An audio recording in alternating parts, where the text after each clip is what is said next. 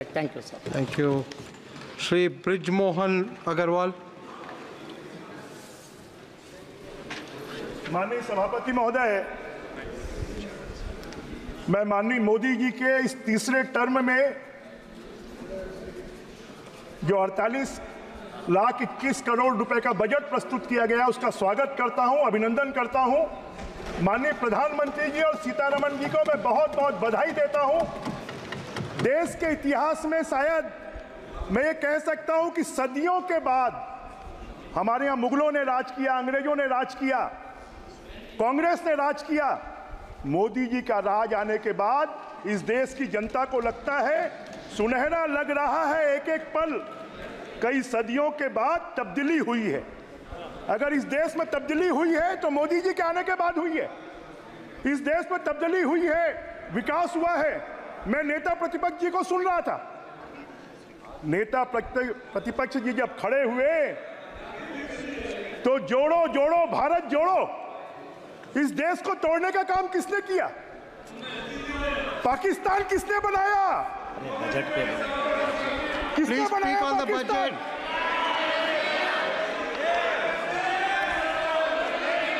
जरा बताइए ना, किसने बनाया पाकिस्तान? ये बताइए जरा। कोको द्वीप को बर्मा ने किसने दिया? बर्मा को, कोको द्वीप को बर्मा को किसने दिया? कुछ जवाब है आपके पास में? अरे आप जरा ये बताइए, चीन को किसने दिया हमारा हिस्सा? जरा ये आप बताइए, हमारे लद्दाख के हिस्से को किसने दिया? पाकिस्तान को। जब डोकलाम में चीन, डोकलाम में जब चीन Please speak on the budget. आगे बढ़ रहा था, तब राहुल गांधी जी चीन के दूतावास में बैठे हुए थे। चीन के दूतावास में जाकर उनसे समझौता कर रहे थे। मुझे तो लगता है, मैं राहुल जी का भाषण मैंने बहुत ध्यान से सुना। वो बात कर रहे थे नीट की। छत्तीसगढ़ की पीएससी परीक्षा में कांग्रेस की सरकार में इतना भ्रष्टाचार हुआ कि उसके चेयरमैन आज जेल में है।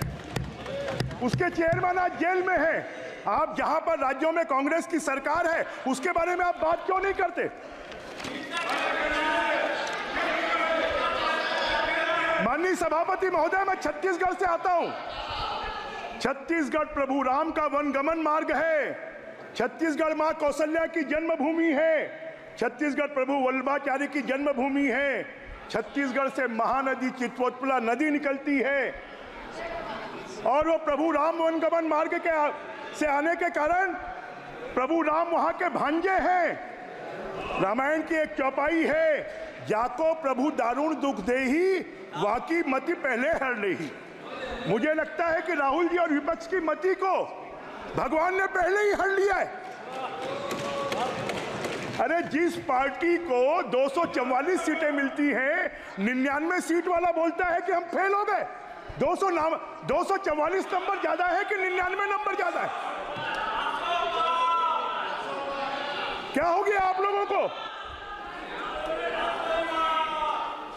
अरे बताइए ना, क्यों इतने उत्साह में है? 244 नंबर ज्यादा होता है कि 99 नंबर ज्यादा होता है? अभी वो बोल रहे थे माननीय सभापति जी कि इस बजट में एससी के लिए कुछ नहीं है, एसटी के लिए कुछ नहीं है, पिछड़े वर्ग के लिए कुछ नहीं है। जरा बताइए, प्रधानमंत्री आवास किसको मिलेंगे? जरा बताएं, नल जल योजना का फायदा किसको मिलेगा? जरा बताइए, 4 करोड़ नौजवानों को अगर रोजगार मिलेगा तो उसका फायदा किसको मिलेगा? अरे आपके जैसे एससी एसटी या पिछड़े वर्ग का शोषण करने वाले मोदी जी नहीं है। मोदी जी ने इस देश को 4 जातियों में बांटा है। एक युवा होगा, एक किसान होगा, एक गरीब होगा, एक महिला होगी। वो किसी भी जाति धर्म के हो, सबका विकास होगा। आपने क्या किया? आपने क्या किया? आप इस बजट का विरोध क्यों कर रहे हैं? क्योंकि इस देश का विकास पसंद नहीं है, किसानों का विकास पसंद नहीं है, इनको महिलाओं का विकास पसंद नहीं है, इनको युवाओं का विकास पसंद नहीं है, इनको देश की सीमाओं का विकास पसंद नहीं है। इनको पसंद है तो खाली एक परिवार, 2 परिवार, 4 परिवार, 5 परिवार का विकास पसंद है। बहुत SC ST पिछड़े वर्ग की बात कर रहे थे। राहुल जी, आप क्यों बन गए प्रतिपक्ष के नेता? आपने क्यों किसी SC ST को नहीं बनाया? क्या कांग्रेस में कोई SC ST जीत कर नहीं आया? किसी पिछड़े वर्ग को आपने क्यों नहीं बनाया? क्यों नहीं बनाया?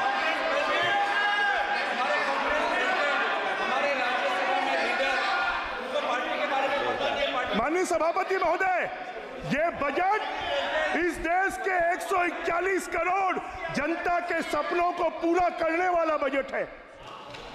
ये बजट संविधान, भारत की तरक्की का बजट है। ये बजट हिंदुस्तान को सशक्त बनाने वाला बजट है। ये बजट हिंदुस्तान को शक्तिशाली बनाने वाला बजट है। ये बजट भारत को स्वाभिमानी बनाने वाला बजट है। ये बजट भारत को आत्मनिर्भर बनाने वाला बजट है। मेरे को लगता है कि शायद सीतारमण जी ने जो बजट की किताब दी, उस किताब को आपने पढ़ा नहीं, और अगर पढ़ा है तो आपको दृष्टि दोष है। यहाँ की हमारी एनेक्सी में आंख का इलाज करने वाले हैं डॉक्टर, जरा जाके आप दिखा लीजिए, आपके दृष्टि दोष को दूर कर लीजिए। माननीय सभापति जी, राहुल जी ने, हमारे नेता, हमारे प्रतिपक्ष के साथी बार बार महंगाई की बात कर रहे थे। मैं आपको बताना चाहता हूं, 1999 में जब अटल जी प्रधानमंत्री थे, इन्फ्लेशन दर 4.67 थी, 2005 में 5.80 थी। जब कांग्रेस का राज 2012-13-14 में था, तब इन्फ्लेशन दर 11.12% थी, और आज इन्फ्लेशन दर 4.83 है। 7% इन्फ्लेशन दर कम है, महंगाई कम है। आप कभी इसको देखते क्यों नहीं है? अब ये बात कर रहे थे कि मध्यम वर्ग के लिए कुछ नहीं कर रहे। जरा आप बताएं, इनकम टैक्स के में जो कमी की गई है, 7,75,000 तक का स्टैंडर्ड डिडक्शन होगा, उसमें सेक्शन 87A में उनको 7,75,000 तक का कोई इनकम टैक्स नहीं लगेगा। आपने कभी किया था? 2 लाख रुपए ऐसे ज्यादा आपने कभी नहीं बढ़ाया।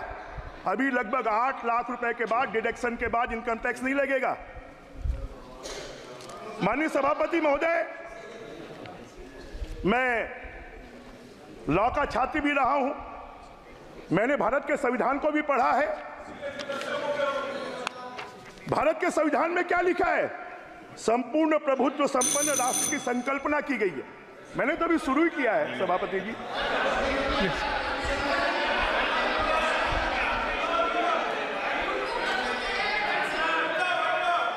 अरे चीन से चंदा लोगे, उससे काम नहीं चलेगा। Please address the chair. चीन से चंदा लेने का काम करते हो, उसके अलावा कोई काम नहीं करते हो। माननीय अध्यक्ष महोदय, माननीय सभापति महोदय, इसमें महिलाओं के सशक्तिकरण के लिए 2 लाख करोड़ रुपए की व्यवस्था की गई है। आपने कभी महिलाओं के सशक्तिकरण की बात की थी क्या? खाली SC ST।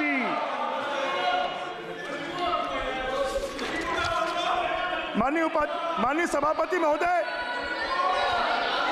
ये राहुल गांधी जी छत्तीसगढ़ गए थे।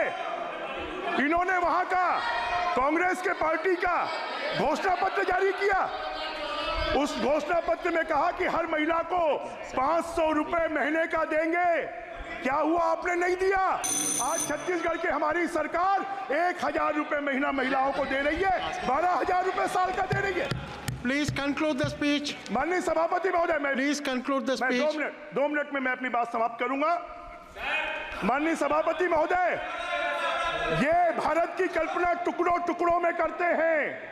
ये भारत की कल्पना पार्ट में करते हैं। अगर टोटल में कोई भारत की परिकल्पना करता है तो नरेंद्र मोदी जी करते हैं, भारतीय जनता पार्टी करती है। हम विकसित भारत बनाने के लिए यहां पर काम कर रहे हैं। क्यों आपके 60 साल में आपने कभी धारा 370 हटाई? आपने अयोध्या में प्रभु राम भगवान का मंदिर बनाया? आपने कभी कश्मीर में पत्थरबाजी खत्म की? अरे साउथ पोल में विश्व का कोई देश नहीं जा पाया। अगर चंद्रमा के साउथ पोल में कोई गया तो हमारा भारत गया। उस पर आपको भी गर्व होना चाहिए। हमारी अर्थव्यवस्था जो 11वें नंबर पर थी उसको 5वें नंबर पर और तीसरे नंबर पर लाने वाले कोई है तो नरेंद्र मोदी जी हैं। आपके बस की बात नहीं है।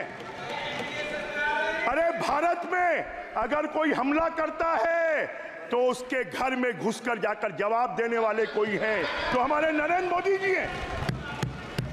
अगर कंडक्टर चिप्स का निर्माण कोई कर सकता है तो हमारे नरेंद्र मोदी जी के राज्य में हो सकता है। भारत में 5G आ सकता है तो नरेंद्र मोदी जी के राज में आ सकता है। अगर भारत में प्रतिदिन 2 महाविद्यालय खुल सकते हैं तो मोदी जी के राज में खुल सकते हैं। भारत में प्रतिदिन 30 किलोमीटर सड़क बन सकती है तो मोदी जी के राज में हो सकते हैं। 5 राज्यों में किसान क्रेडिट कार्ड बनाने की योजना लाई है। उच्च शिक्षा के लिए 10 लाख रुपए तक लोन देने की योजना लाई है। कारीगरों के लिए डॉर्मेट्री बनाने की योजना लाई है। वेतनभोगी कर्मचारियों के लिए मानक कटौती 50,000 से बढ़ाकर 75,000 कर दी है। पेंशन भोगियों के लिए 15,000 से बढ़ाकर 25,000 करोड़ कर दी है। प्रधानमंत्री आवास में 3 करोड़ आवास बनेंगे। अभी मैं सुन रहा था, आपने कभी दिया क्या? राजीव जी के राज में 12,000 रुपए मिलते थे प्रधानमंत्री आवास के लिए, आज 2.5 लाख रुपए मिल रहे हैं।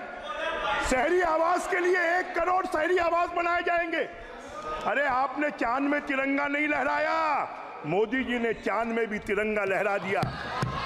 गरीबों वंचितों को सम्मान दिया, किसानों का कल्याण किया, नारी शक्ति को ताकतवर बनाया।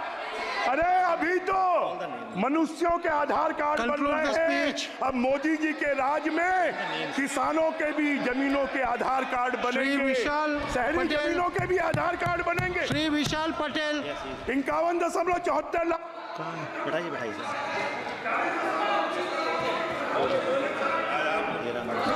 इस अवसर के लिए धन्यवाद अध्यक्ष महोदय। महोदय, मैं और मेरे निर्वाचन क्षेत्र के लोग बहुत ध्यान से